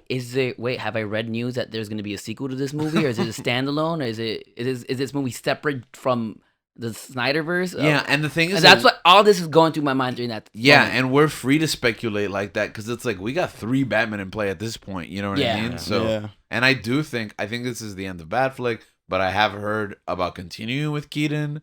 You know, so Yeah, he's in another project. He's in what's the CW show? Batgirl is on HBO Max. Okay, so that one. He's on Batgirl. Yeah, Batwoman is on. Bro, See, CW. just make Keaton like grumpy Batman. I from- think that I is. think- I think that's what what we're we're gonna get. from Beyond. Batman Beyond. I do think that's what you're gonna get. Are we? Are we gonna get a Terry think so. McGinnis? Not that. No, I think That's it'll what I be want. background. I want that. Or make the Clint Eastwood. Okay, it's Clint Eastwood's like 100 now. at this All right, point. continue, Danny. Where I don't even remember what I was saying. The rope, like we talked. Oh, the about, you thought cable. It was awkward. Cable. No, I mean I've heard a lot of people have that. No, gripe. I've seen it. I've seen that online. What? What are you laughing? Continue, Danny. That I cut him He off? thought- then you cut him off. No, I mean that's fine. I was just trying to back up his point. No, I've seen people have that gripe. I've seen it too. I've seen that. People Yeah, have. he's seen it, and he's seen. Link, We've you all wanna seen it. chime in? Have you seen it? I haven't seen it. Oh, okay. Oh, he Either can't die chime the in. hero or live long enough to see yourself become the villain. Yeah, they have that gripe where they're like, "This is a really weird scene. This is like really awkward, out of place." But I immediately like justified it in my mind. Go. What was your justification? I for it? justified it as like the death of vengeance and then the rise of Batman, like a hopeful Batman. That's like he got baptized. exactly. It was a It baptism. was a Baptism. There we go. That was all set up for that. So many puns. I mess So with many. it. I mess with it. I did think it was awkward.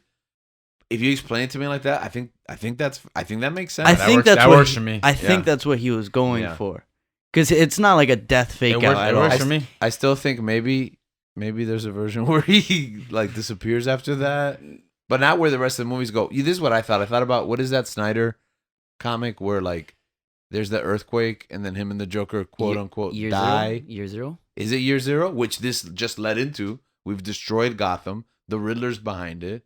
So I thought, oh, this is another pull from year zero where Batman like forgets who he is. Like Batman dies and Bruce has amnesia and he's like doesn't know where he is.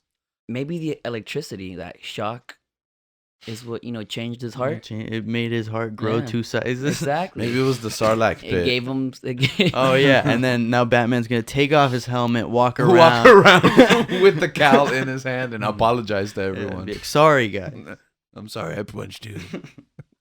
I'm Batman. I do. I actually really like that. I subscribe to that. No, Thank that's- you for ascribe- ascribing. ascribing. to my- Subscribe to that. Now, yeah. now this is just purely from you. Like, Yeah, I mean that was my justification to it. Nah, yeah, instantly. he said that right after Yeah. the film. Because they were talking. My brother had mentioned how it was like an awkward scene. I was like, I didn't think that because I immediately saw it as the death of vengeance and the rise of Batman. yeah, Which is like, I think he's the only one that says Batman once in the film.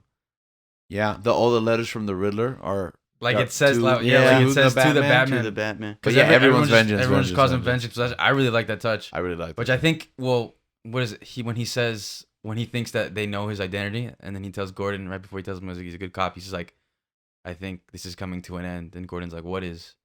He's like, the Batman. But yeah, any other points that you? This movie sucked. The whole, like, I think we touched upon it before. The whole theme of him being vengeance, being the symbol of fear, being the violence, the And terror That's of all night. Frank Miller right there. And actions have consequences, and they will continue to have them because he's going to be a symbol of hope, and that's going to be the driving force for Gotham. But he's still going to continue to moonlight and beat up criminals to a pulp. And there's always going to be that duality now. He knows something greater beyond the original scope of his mission, but that aspect is still going to continue to create new villains, inspire new rogues, and it's almost like a never-ending cycle. Yeah, So I don't know where it's going. but I think with We forgot to mention something really big. Which is? The Joker appearance. Oh, You mean the one forced by the studio? Yeah. I don't think that's true. It felt like it. Sorry, I totally cut you off, but I was like doing a mental checklist. I was like, I gotta make sure we hit every note. But That's like the second to last scene of I the hated film. it, by the way. Hated? Hate is a very strong word. I disliked it greatly. No, it's by okay the if you way. did hate it, but so did you hate it or did you dislike it? Nah, greatly? man, I hated it. I didn't want to see the Joker. Is that But I understand. Yes, everyone says there can't be a Batman story without one mention I of the disagree Joker. with that. I also disagree with that, but I get it. I What? disliked it. I think we have What? like, say why? I disagree that you can't have a Batman story without a mention of the Joker. you have to mention him. No, I disagree with that statement that you can't have a Batman. No, you can't. Yeah, I agree with you. You can. You can Bat- have 50 Oh. Batman stories Because without mentioning mentioning the Batman's Rogues Gallery is so good. So I much would love more. if Joker never showed up in Yeah. the series. If they made 3 movies, ended it, moved on, and the Joker never showed up. Batman's Rogue Gallery is so good and deep, and what we only see like 3 of them, 4 of them. Like, 'Cause come on, it's- give us other people. Yeah, because it's like we have the Joker and Penguin and Catwoman, and then we have Scarecrow and Raish and the Joker Mr. and Freeze. Bane, and then we have that movie doesn't exist. And then now we have the Joker, and the Joker's in Suicide Squad, and the Joker's in his own movie, and the Joker's in the Snyder You Cut. don't need. Yeah. You're over. I Saturated. did not Overexposed, want to yeah. see the Joker in this movie. I think that was like, obviously it doesn't ruin the movie. We've for had me, 3 but- Jokers in 3 years. Like, Exactly. It kind of, I'm like, dang man, I don't want them to keep reaching for. there's this more character. Jokers than Batman at this point. There really is. Like in recent history. I honestly want a Mr. Freeze movie. I want to see Because- Poison I think Ivy, he's if I'm down. being I think he's down to do that. I think Mr. Freeze would be a good one because, especially if you make it poetic, like in the Dark Knight. Like I want Hush. in Hush. That's another one you haven't done. Poison Ivy, Hush, Especially because Mr. they ruined Freeze, the animated nothing Hush happened. movie. So- So it's the original And story. is you still on the- do see some Hush clues there, hints I every think once in so. a while. I You have I want the Elliot- true villain Elliot- of Batman. Zack Wishes. Snyder. But I do think it'd be cool to have Vengeance. a Mr. Freeze because I love the Mr. Freeze from the animated series. It and depends how crazy and supernatural he's gonna I get. think he can do it, bro. I think he can do yeah, it. if there's someone that can do it, it'd be him because I just love that Mr. Freeze from the Yeah. animated series and how poetic he is, and Mhm. that's such a I great villain that we can't. Man. That Arnold probably ruined. don't pin that on Arnold. I don't. He was trying his because best. I really love it because it makes me like his lines are so terrible that I love them. Now you guys sent that video of Matt Reeves talking about that Joker scene and like his kind of rationale for it. I don't know if you want to share really quick for those that might not have seen it. I don't think I saw it. You didn't I see it, feel Lex? like- if you want it for Link, if you could explain it to him. I feel like you had a deeper understanding of it than I, because I'm Okay. having a hard Yeah, I time. think you- I every think you point. explained you were it. explaining. I'm like, Okay, I you did think say that. specifically in regards to the Joker, he mentioned that. reverse. Yeah. I'm sorry. I explained this, but can you explain it? Yeah, Oh wait, reverse never mind. I'm card. gonna. I think you have a grip on this. Basically, there was a scene that he cut that he promised. He didn't promise, but he said he would. So I'm gonna take it as a promise. He said he'll show it to us later, so I expect it as a deleted scene once it comes. Who give us a reverse? So- Reeves cut. I actually expecting the special features on HBO Max in Oh, 45 so am I. days. Yeah. So am I actually. There was a scene that he cut where Batman goes to Arkham for help with this Riddler case, and he needs the advice of a similar profile, and basically the Joker serves in the middle of this movie as the Hannibal Lecter character in solving this Silence of the Lambs-esque crime. So we would have seen him in a practical role where he serves a purpose and then come back to him at the end where they're put, in lockup next to each other. That would make more sense. That would make more sense. I would But do it wouldn't and that. it have wouldn't felt forced. tacked on Yeah. at the end. Yeah. Correct me if I'm wrong. I mean, I know I reflected it back to you, but did he? I feel like he mentioned a part where this Now was he's gonna pick before. apart my intro. No. Before the Joker. This Mhm. would be like before he becomes this character. Yeah, of that he's the not the Joker. Joker yet. Because he's even to this moment credited as unnamed Arkham. Yeah. Yeah, so he's not the Joker yet, but I think this would have been more clearly established Yeah. with this previous scene, because we wouldn't have seen him in full Joker garb. He wouldn't have been in maybe even make. I believe his take on it, which was a fresh take cinematically, but hearkening back to his origins, his inspiration of the man who laughs, where he has that a was great. I a did like that. congenital Though, yeah. disorder that makes him permanently smile. And that would have been a fresh take, and that would have been amazing, and he probably wouldn't have been white and had red lipstick, so we would have seen this insane person that will be the Joker, a nameless no one who is going to be bad news for Batman in the future. I think this all sounds incredibly better. I'm guessing it ended up on the cutting room floor because we're already just minutes away from a 3 hour plus mark. But I think you cut the last scene too. Yeah. I agree with that. I think you take both of them out. Yeah.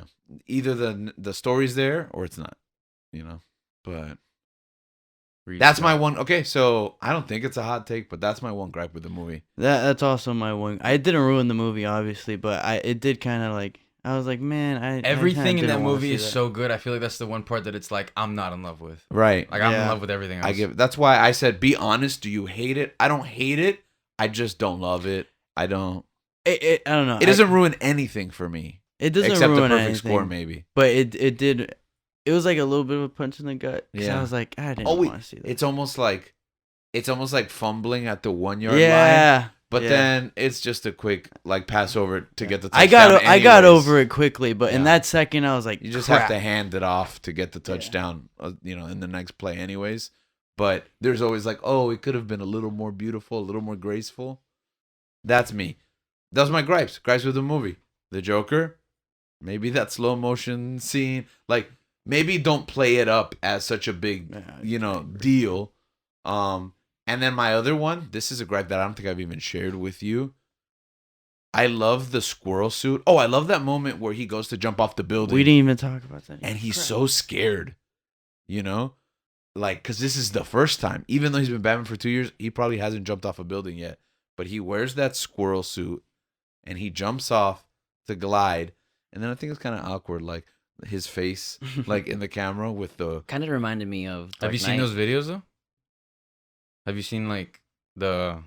I'm going to people be honest jumping with in you. those suits? Like the actual people, like Yeah. the people. Yeah, I mean, it's Like, pretty. Is that what it looks like? It's yeah. really accurate to that. Oh. Isn't that from That's that? why, like, I Isn't that from heard that that complaint, movie? and it looks like awkward, It but looks it's like awkward in I've a seen way. can't like Yeah. the Because footage that's from what it that, and actually it's like it looks looks like Well, that. you know what it is, though? That looks real, but the rest is a movie, so there's like a dissonance there That's because the rest of it doesn't look like a documentary. I'm not watching, and then he dies. You're not 'cause he watching hits Highlander. a bridge. Bro, that guy- Yeah, and then he Yeah. hits a bridge and dies. Yeah.